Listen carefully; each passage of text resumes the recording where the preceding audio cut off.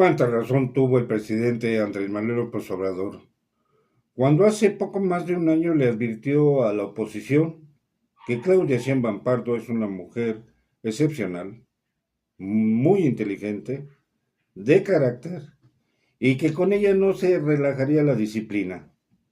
Palabras más, palabras menos. En aquel entonces López Obrador dijo que algunos, se refería a los opositores, están pensando que la presidenta sería más fresa que él, pero puntualizó, el fresa soy yo. Y sí, a querer y no, Sheinbaum Pardo mostró ayer su carácter y les puso los puntos sobre las íes a los panistas, priistas y emesistas. Durante el cierre de la gira nacional que realizó para llevar a los 32 estados de la República su primer informe. Obviamente, no todos los habitantes de una entidad y otra escucharon a la presidenta en esa gira, razón por la que programó el cierre de la misma para el pasado fin de semana en la Plaza de la Constitución de la capital del país, en el Zócalo, a donde acudieron otra vez cientos de miles de mexicanos de varios estados de la República. Ahí, los mexicanos se unieron todavía más al proyecto de transformación que Andrés Manuel López Obrador estableció a partir de 2018 y que actualmente sigue con Claudia Sheinbaum Pardo con lo que ella llama el segundo piso. La presidenta sostuvo que hoy vivimos un momento histórico y agregó que nuestro país transita por un camino de justicia social, de dignidad y de garantía de derechos sociales, libertad, democracia y soberanía. Consideró que ese no es un logro menor ni pasajero, sino el fruto de décadas de lucha pacífica, de organización, de resistencia y es también la herencia de un hombre honesto y profundamente comprometido con su pueblo, el presidente Andrés Manuel López Obrador. Ese fue el primero de los puntos sobre las IES que les puso a los opositores, sean de la clase política o de los medios de información y de la iniciativa privada. Luego abrazó al pueblo, al señalar que conmemoraba un año del gobierno del pueblo, porque ella no camina sola, no gobierna sola, porque el que encabeza es un gobierno del pueblo, por el pueblo y para el pueblo de México.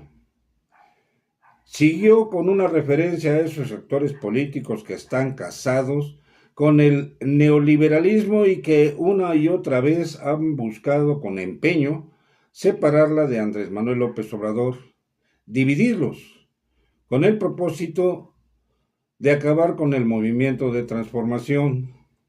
Advirtió que eso no va a ocurrir, porque ambos comparten valores, honestidad, justicia y amor al pueblo de México, porque López Obrador y ella comparten también el proyecto del humanismo mexicano y porque no llegaron al gobierno solo para administrar, sino para seguir transformando la nación para el bienestar del pueblo. Andrés Manuel López Obrador fue, es y será siempre un ejemplo de honradez, de austeridad y de un profundo amor al pueblo. Nunca se rindió ante los poderosos, nunca se apartó de sus principios y escúchenlo bien, la presidenta tampoco lo hará, porque tenemos convicciones, tenemos principios, porque por más duras que sean las traiciones, nosotros solo hacemos reverencia a uno solo, al pueblo de México. Que se oiga bien, que se oiga lejos, en México el que manda es el pueblo.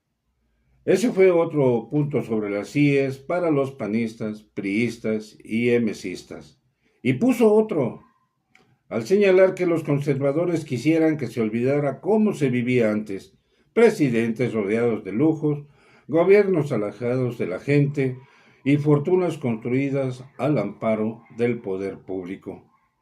Pero eso se acabó, porque en México La honestidad no es la excepción, es la regla, y quien traiciona al pueblo, quien roba al pueblo, enfrenta la justicia. El poder no es para enriquecerse, es para servir con humildad. Los recursos públicos son sagrados y se le devuelven al pueblo en derechos, en programas de bienestar y obras estratégicas para el desarrollo nacional. Eso debe caer como agua helada sobre los que López Obrador consignó siempre, los integrantes de la mafia del poder o el neoliberalismo. Recordó que entre 1982 y 2018, durante 6 sexenios, 36 años, México vivió bajo la oscura noche del neoliberalismo. Quienes gobernaban no tenían convicciones más allá del dinero y el mercado. Gobernaban para unos cuantos, mientras que millones quedaban en el abandono. Por esa razón, en 2008 la pobreza alcanzó al 45% de los mexicanos. Ese fue el rostro de la injusticia, de la corrupción, de los privilegios. Esa es la realidad que heredó a la Cuarta Transformación y esa es la realidad que decidimos cambiar. ¿Y cómo es que cambió? Pues a diferencia de ese 45%, hoy es del 29%. Para la presidenta resulta evidente que aún tiene que seguir trabajando fuertemente para que ningún mexicano y ninguna mexicana viva en la pobreza. Expresó con toda seguridad que su gobierno va por el camino correcto. La reducción de la pobreza vino acompañada de la disminución en las desigualdades. En 2008, el ingreso del 10% más rico era 27% más que del 10% más pobre. Pero en 2024 esa desigualdad se redujo de 27 a 14 veces. Con el neoliberalismo llegamos a ser uno de los países más desiguales del mundo. Ahora somos el segundo país menos desigual del continente, solo después de Canadá. El modelo económico es completamente distinto. Se resume a la frase humanista. Por el bien de todos, primero los pobres. Gracias a ello, y a pesar de las difíciles circunstancias internacionales, en este año nuestra economía está fuerte.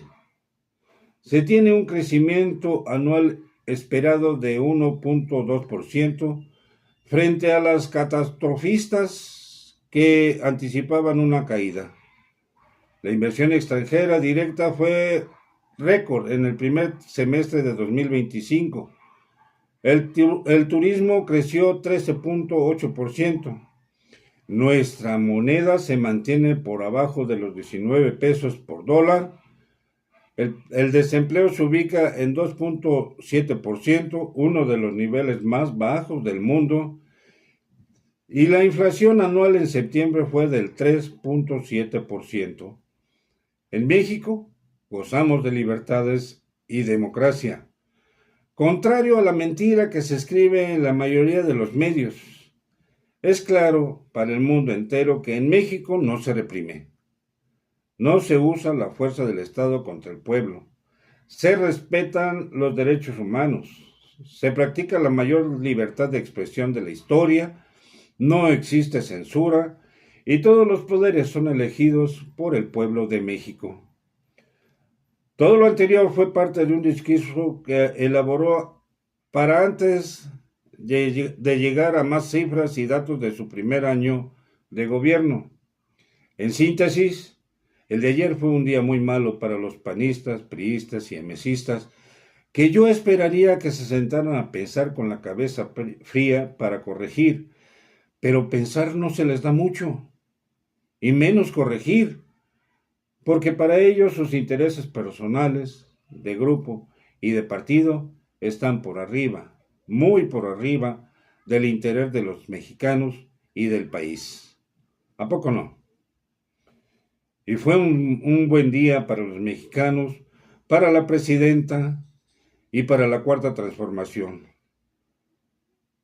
Particularmente porque pueblo y gobierno salieron más unidos, en tanto que la oposición debió quedar haciendo chile con el rabo. Si le gustó esta columna, comparta este video, comente, dele clic a la campanita y suscríbase a los canales Lo Peor de la Política y La Ciudadana Inconforme 2. Por su atención, muchas gracias.